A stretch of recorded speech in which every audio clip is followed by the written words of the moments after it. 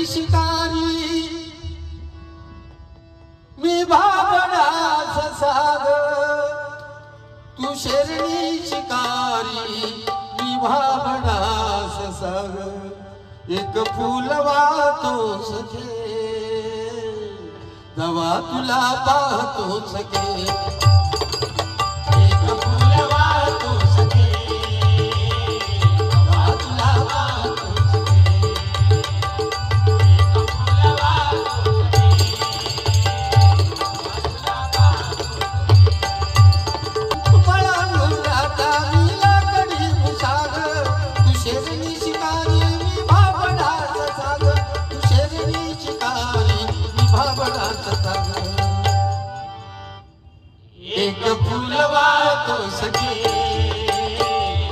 तुला पाहतो सखे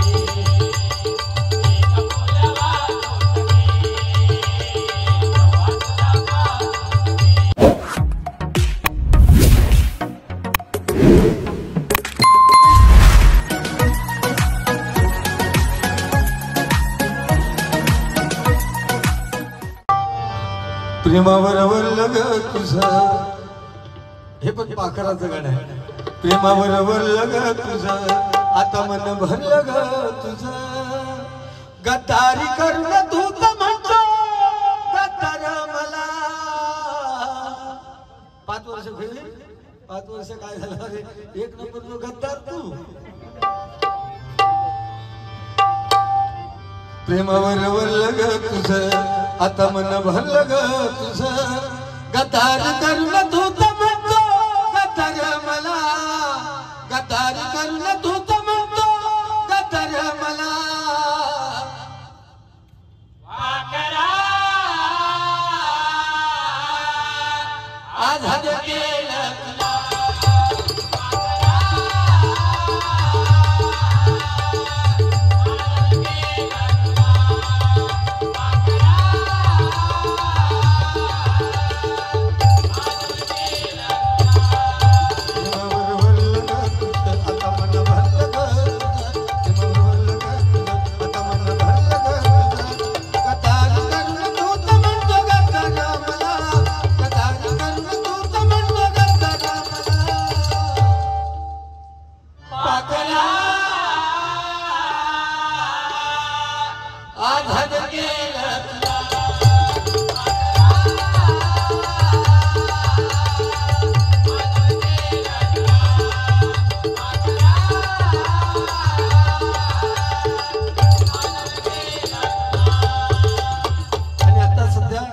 चाललेलं बघा मी निघालो तुम्ही येताना मी निघालो तुम्ही येताना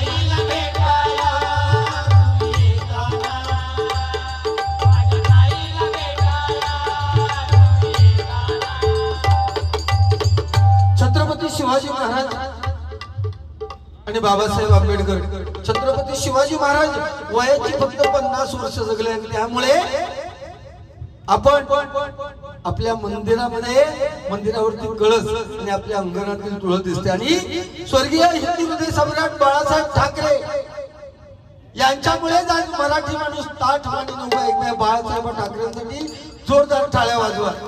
कारण बाळासाहेब ठाकरेंनी सांगितलं मुंबई बंद म्हणजे मुंबई बंद. आणि आता मुंबई बंद मध्ये झाले तरी पाटलांना मुंबई चालू असतं. ही बाळासाहेब ठाकरेंच्या एका बोटामधली ताकद होती, लक्षात ठेवा. छत्रपती शिवाजी महाराज आणि बाबासाहेब आंबेडकर यांच्यावरती एकत्रित गाणे घेतून मग गजराला सुरुवात करतो.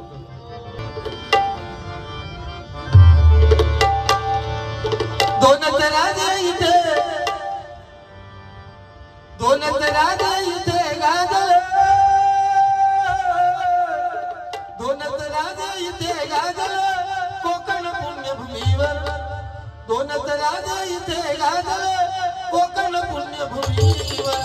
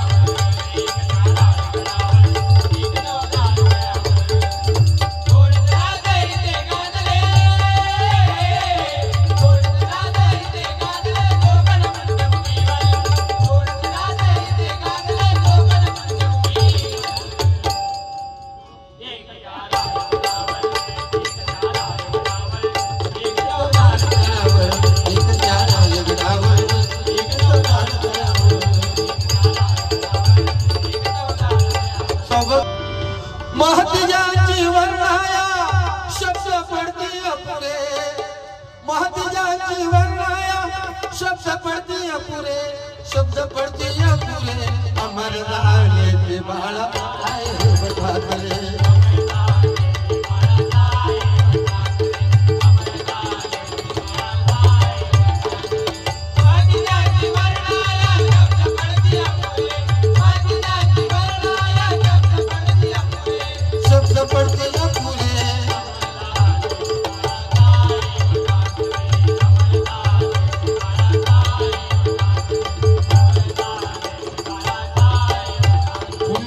ठाकरे कुटुंबात साहेब जन्मले त्या सदनात, आनंद भावे नाथ गगनात ईश्वरी अंश होता प्रात. नाव त्यांचे ठेविले बाळाचे गोजिरे, नाव त्यांचे ठेविले बाळाचे गोजिरे, बाळाचे गोजिरे.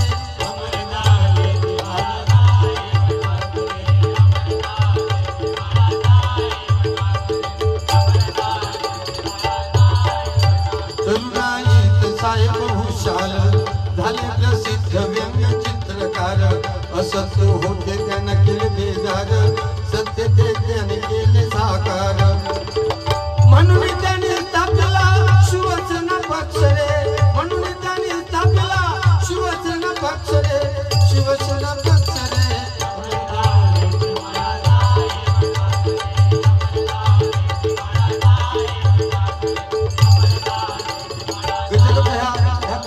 शेवटचं कडवं घेतोय.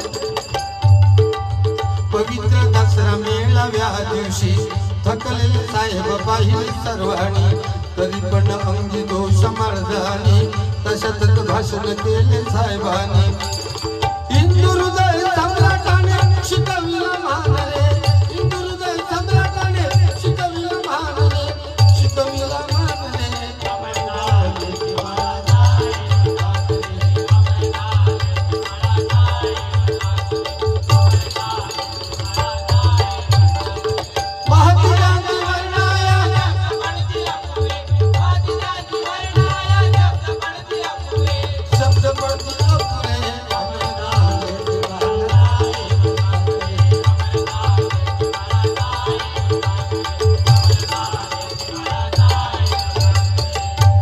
नामस्मरणाची गरज आहे. मी मगाशी सांगितलं तसंच सत्य त्रेता द्वापर आणि कली या सत्ययुगात देव एका ठिकाणी राहत होते आणि दानव एका ठिकाणी, म्हणजे दानव पाताळात राहत होते. त्याच्या पुढचं युग म्हणजे प्रांत सुद्धा वेगवेगळे होते, त्यांची स्थानं वेगळी होती. त्याच्यानंतर आलं त्रेतायुग. त्रेतायुगात प्रांत वेगवेगळे झाले, म्हणजे रावण एका बाजूला आणि राम एका बाजूला. त्याच्यानंतर द्वापार युग, देव आणि दानव एकाच घरात राहायला लागले, म्हणजे दुर्योधन आणि 5 पांडव कट्टर एकमेकाचे दुश्मन एकाच घरात राहले. आता कलियुग एकाच माणसात राहायला लागलो, देव आणि दानव एकाच माणसात. त्याचा जिवंत उदाहरण म्हणजे समीर कदम. तुका काय बोलणार नाही, कारण तू माका भीती वाटतं. तुका बोललं तुका भीती वाटतं माका बोलायची काही गरज नाही, कारण माझ्याकडे देण्यासारखं ते कांदे बिंदे घालण्याला काय करण्यापेक्षा ना मी पण सांगू शकतो, आपण नाही सांगत तसा. अरे मागी गणेश जयंती आहे, मागी गणेश जयंती आहे. परशुरामाने आईचं काय भारी सांगलं. परशुरामाने आईचं शिर धडा वेगळं केलं. ती आईचं नाव काय माहितीये काय? रेणुका, बरोबर ना. आणि रेणुका पुढच्या जन्मात कोण झाली माहितीये काय? कैकेयी. आणि लोक जेव्हा कैकेयी दूषण देऊ लागले की प्रभू रामाना वनवासात पाठवणारी कैकेयी आहे, ही जेव्हा त्याला लोक दूषण द्यायला लागले तेव्हा प्रभू राम जेव्हा वनवासाला निघाले तेव्हा त्याने आईची माफी मागितली. कैकेयी माते, लोक जरी तुला दूषण देत असले तरी मी माझ्या कर्माचं फळ भोगतोय, कारण मागच्या जन्मी मी परशुराम होतो आणि त्यावेळेस मी माझ्या स्वतःच्या मातीचं शिर बापाच्या सांगण्यावरून धडा वेगळं केलं. त्याचं कर्म या जन्मातलं मी पुढच्या जन्मात फेडतोय असं त्यांनी सांगितलं. तसंच श्रीकृष्णाचं मगाशी मी सांगितलं की ज्या श्रीकृष्णाला बासुरी उचलायला 2 हाताचा आधार घ्यावा लागला, त्या श्रीकृष्णाने करंगळीवरती अख्खा गोवर्धन पर्वत उचलून घेतला. प्रभू राम जेव्हा स्वारी करायला निघाले लंकेवरती त्यावेळेस वानरांनी तो सेतू बांधला. पहिला दिवस झाला, सेतू बांधून अर्धवट झाला, सगळे वानर एकत्र झाले आणि सगळे वानर म्हणतात अरे हा सेतू बांधून पूर्ण केव्हा होणार? कोणी जर भला मोठा डोंगर आणला असता आणि मध्ये आडवा टाकला असता तर सेतू लवकर पूर्ण झाला असता. हनुमंताने ऐकलं आणि हनुमंत म्हणतो एखादा डोंगर आणणं मला सहज शक्य आहे. केला उच्चार आणि पहिलाच द्रोणागिरी पर्वत दिसला. द्रोणागिरी पर्वत त्याला मारलं मिठी आणि म्हणाला चल. तो द्रोणागिरी पर्वत सांगतोय अरे हनुमंता तुझ्या शक्तीचा गर्व करू नकोस, कुणाच्या इच्छेविरुद्ध तू कोणाला नेऊ शकत नाही. तेव्हा हनुमंताने सांगितलं अरे चल, तुला साक्षात प्रभू रामाचा स्पर्श होणार आहे, माझ्या बरोबर चल. प्रभू रामाचा स्पर्श तर मी यायला तयार आहे. आणि द्रोणागिरी पर्वताला मारली मिठी आणि अवकाशामार्फत तो हनुमंत येत होता. जिथे सेतू बांधकाम चालू होतं तिथे बघितलं तर सेतू अगोदरच पूर्ण झालेला होता. हनुमंत म्हणता आता ह्या पहाड मी टाकायचा कुठे, ह्याला ठेवायचा कुठे, म्हणून तिथेच ठेवला त्याला. आणि हनुमंत निघाला तेव्हा प्रभू राम सांगते रे हनुमंता तू त्याला शब्द दिलाय, तू त्या गोवर्धनाला शब्द दिलाय की प्रभू रामाचा स्पर्श होणार आहे. त्या शब्दाचं काय?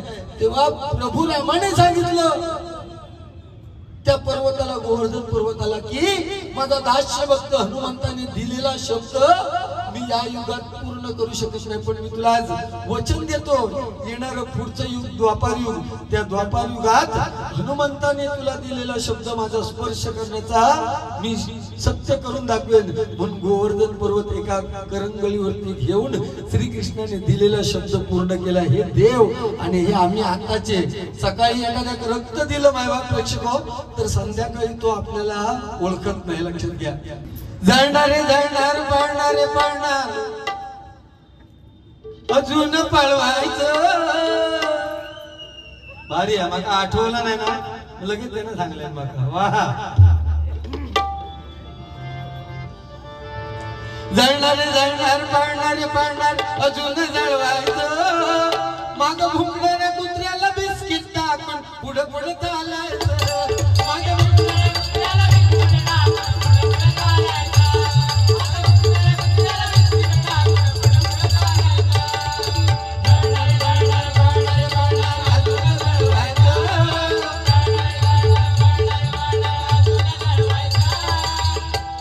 माग भुंकणाऱ्या कुत्र्याला बिस्किट टाकून पुढे पुढे चालायचं.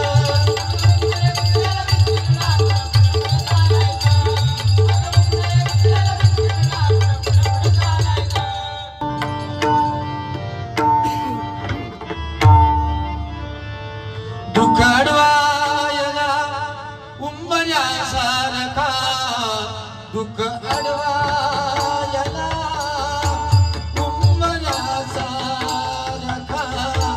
मित्र वनहामध्ये कार्यासारखा एक तू मित्र कर, एक तू मित्र कर हर्षासारखा मित्र वनहामध्ये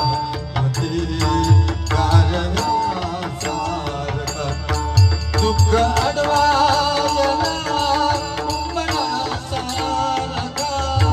दुःख अडवायला उंबऱ्यासारखा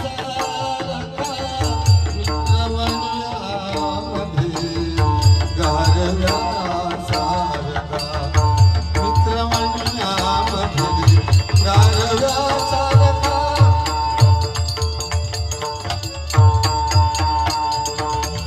वाट चुकणार नाही जीवन तुझी, वाट चुकणार नाही, वाट चुकणार नाही, वाट चुकणार नाही, वाट चुकणार नाही, वाट चुकणार नाही जीवन तुझी, वाट चुकणार नाही जीवन तुझी. एक तू मित्र कर, एक तू मित्र कर आरशासारखा मित्र वनहामध्ये गारवा.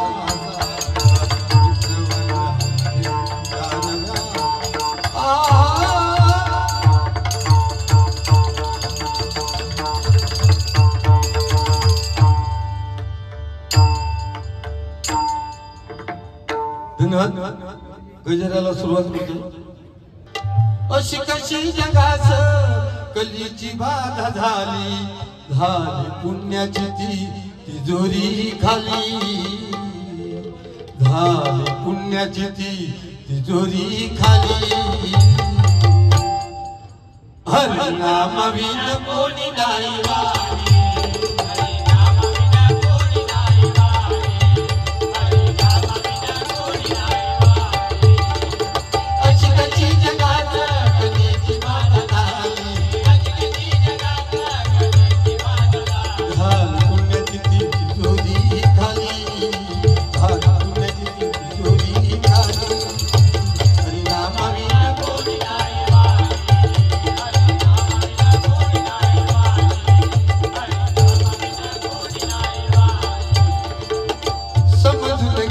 आयुष्याचा खेळण्याला हरिनामात वेळ घालवावा सारा.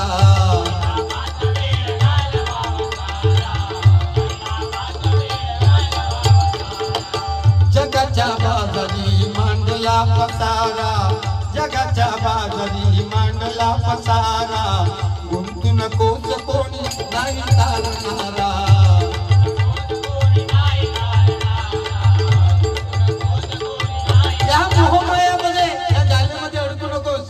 कारण इथे प्रत्येकाने लक्षात ठेवायचंय, आपण ज्याला जन्म दिलाय तो आपला मुलगा नंतर कांडा लावून पेटवतो ह्या प्रत्येकान लक्षात ठेवता.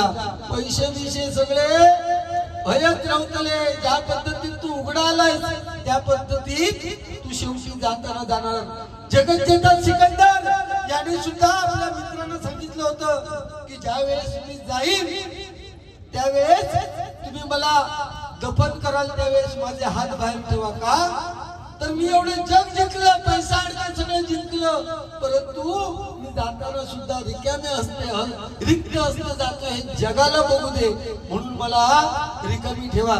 आम्ही हे जे काही सर्व करतोय ते केवळ आणि केवळ पैशाच्या मागे करतो असं जर म्हणायला गेला.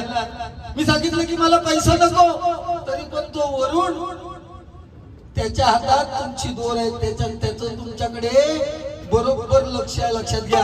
ज्या दिवशी तुम्हाला दुसऱ्याच्या आनंदात आनंद मिळेल त्या दिवशी खरा देव तुम्हाला भेटेल. पण आज इथे आम्ही दोन्ही आहोत, एकमेकावरती कुरगोडी करता कशी येईल याचाच आम्ही विचार करतो. दुसऱ्याला डॉमिनेट करून मी किती वरती जावं आणि मी कशा टाळ्या मिळवाय याचाच विचार प्रत्येक जण समाजात सुद्धा करत असतोय. म्हणून बघा या आजच्या कलियुगात नामस्मरण फार गरजेचं आहे. म्हणून काय म्हणतो बघा, जगाच्या बाजारी मांडला पसारा, गुंतू नकोच कोणी नाही तारणारा.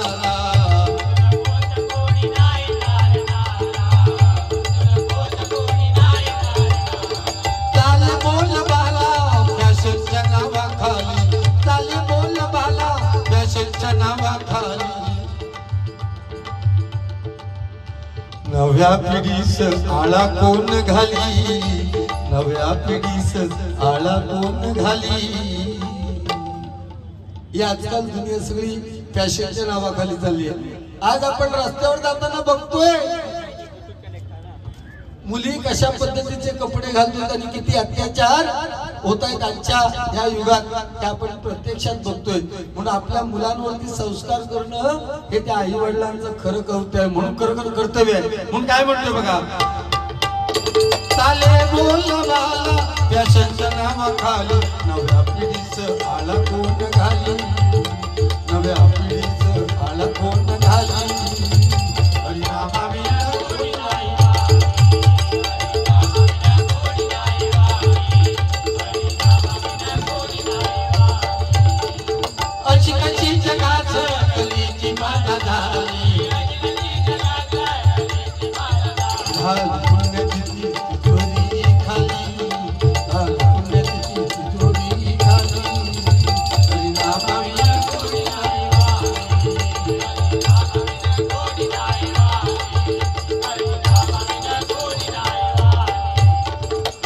आई बाबाची तुझ्या कष्टाची कहाणी विसरून गेला येता लाडाची ती राणी.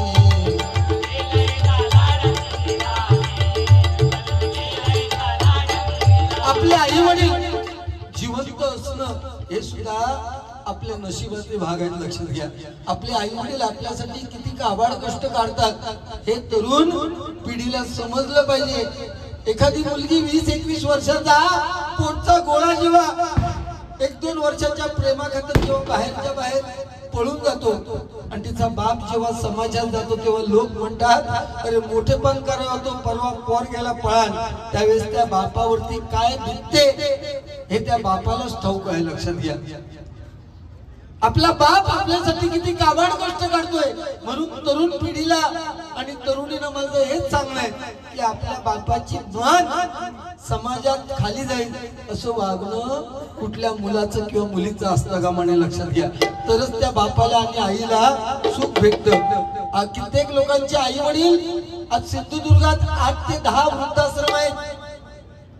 त्या वृद्धाश्रमामध्ये कित्येक लोकांचे आई वडील जन्म देणाऱ्या मुलांच्या नावाने उंबरठ्यावर बसून रडतायत. हे वास्तव आहे. लक्षात घ्या, परंतु एक सांगायला अभिमान आहे, सिंधुदुर्गातला शेतकरी किंवा वारकरी याची आई वडील त्या वृद्धाश्रमामध्ये नाही आहेत, ज्यांचे मुलं वकील आहेत, ज्यांना 40,000 पेन्शन आहे, 50,000 पेन्शन आहे, त्यांचे आई वडील ते एवढी पेन्शन असून सुद्धा त्या वृद्धाश्रमात आज रडतायत. ही खरी आपल्या देशाची शोकांतिका आहे, लक्षात घ्या. म्हणून काय म्हणतोय बघा, आई बापाची तुझ्या कष्टाची कहाणी विसरून गेला येता लाडाची राणी.